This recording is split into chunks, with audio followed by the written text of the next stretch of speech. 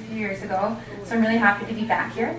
And so in 4 minutes, I'm going to try and tell you what I'm doing now, how I got here, and the sparks that kind of pushed me along the way. So currently I'm also studying at the University of Ottawa in the Faculty of Law, and I'm there because they do have the social justice and law option. And before that, I did a master's in international development.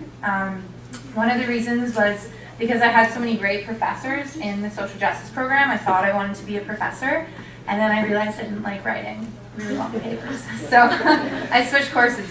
And I think the thing that brought me here, I can distinctly remember in my first year social justice class, I was very lucky to have Professor Jo Mason-Grant, and I really remember the moment where she described Marilyn Frye's metaphor of a birdcage and the backpack of privilege that we carry around with us. And she really challenged us in that course and in other courses that I had the opportunity to participate in with her to always question why, kind of question the status quo. And when you're reading something, look at who wrote it, who it was written for, who benefits, etc. And I think that is probably the thing that I carry with me to this day in all my programs that I've studied, and it's especially useful for me with what I'm studying right now, where there's a lot of pressure to just kind of take what you read for face value and not critically analyze. So that's definitely the thing that social justice has taught me. It's hard to think of one spark because there's so many opportunities within the social justice program. So I'm going to combine it as succinctly as possible. I think social justice, what the program taught, and through various experiences, I participated in Tricordia, I did the food security delegation to El Salvador, and I did an exchange through Western, and through the second year learning placements, I was with L'Arche. I think what it taught was that social justice happens everywhere. It happens globally, it happens locally, and that this program is not necessarily just a program of study, but it's teaching us a way of life and to bring that wherever we go. And so I think all those experiences, all the experiences that I had throughout my 4 years here, together that was a spark that has led me to be able to engage critically with what I read, what I see, and what I learn. And so I think I was under 4 minutes maybe. So if any questions. First, I was born in El Salvador, and I came into the Social Justice and Peace Studies program this way. I went, right after high school, I went into Fanshawe College, and I got a diploma on Business Information Systems. And right after that, I went to work with the then General Motors Defense, which is now known as General Dynamics. I worked there for about 3 years, and learned that I had to be laid off because I held dual nationality. I was a national of El Salvador and Canada. So, and because of the Patriot Act that had been just coming into place, I wasn't able to maintain my position, although they paid for the time I was off.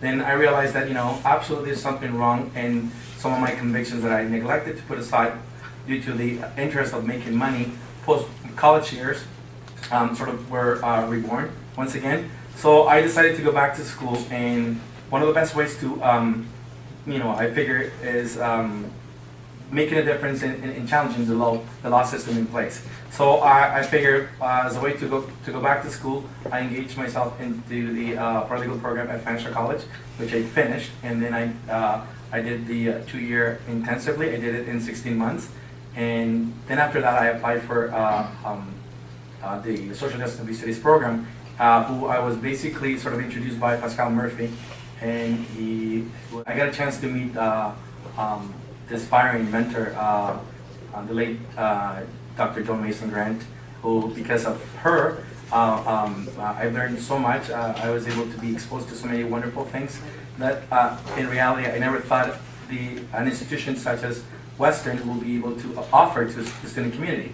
So I was very engaged from the get-go, and one of the things that I became quite passionate is called the America's Watch demonstration that we actually attend to on a yearly basis.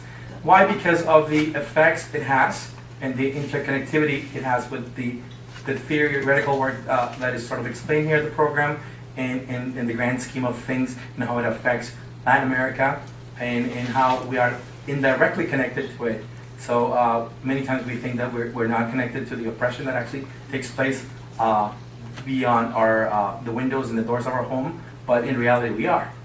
So I was quite involved with the program in that sense.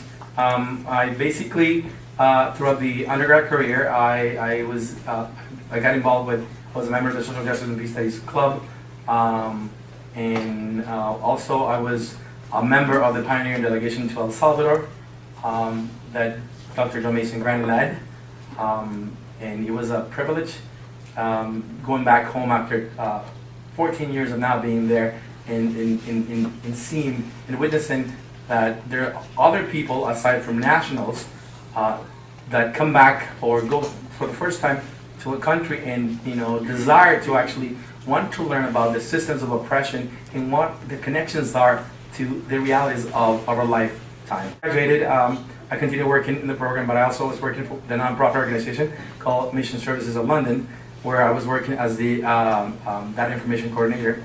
I was doing statistics for the Ministry of Health and the City of London on behalf of the nonprofit organization for funding purposes. We were working with a $1.2 million budget, and one of the things, it was a Christian-based organization, so right away when I started working there, I started asking a lot of the questions that people did not want to ask.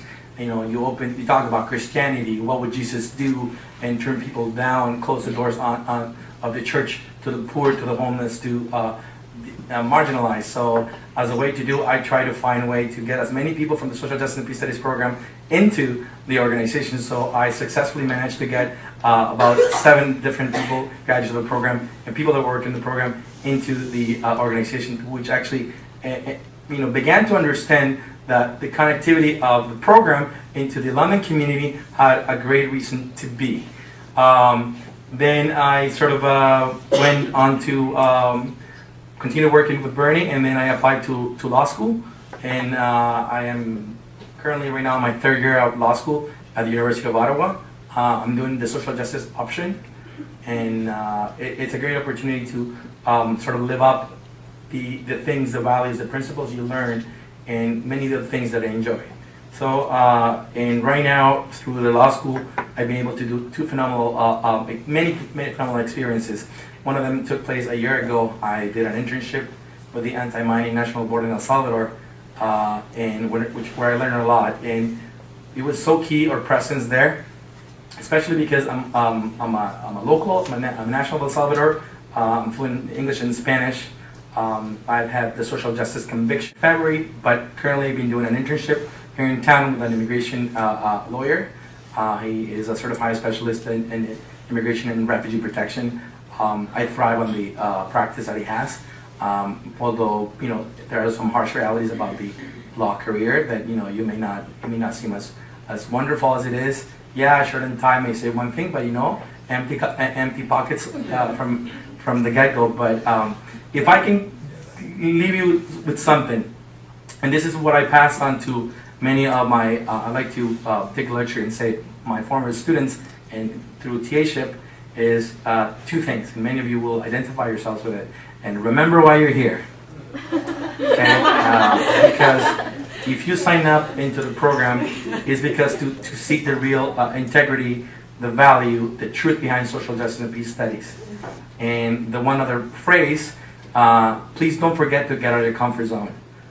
Many of us are shelled in by the luxuries of privilege and comfort of not saying anything and challenging the status quo. But if we're able to break that shell and get out there, you will find the true meaning of social justice within yourselves, because it is a struggle on a daily basis that takes place. So my pleasure. Thank you for the time. I know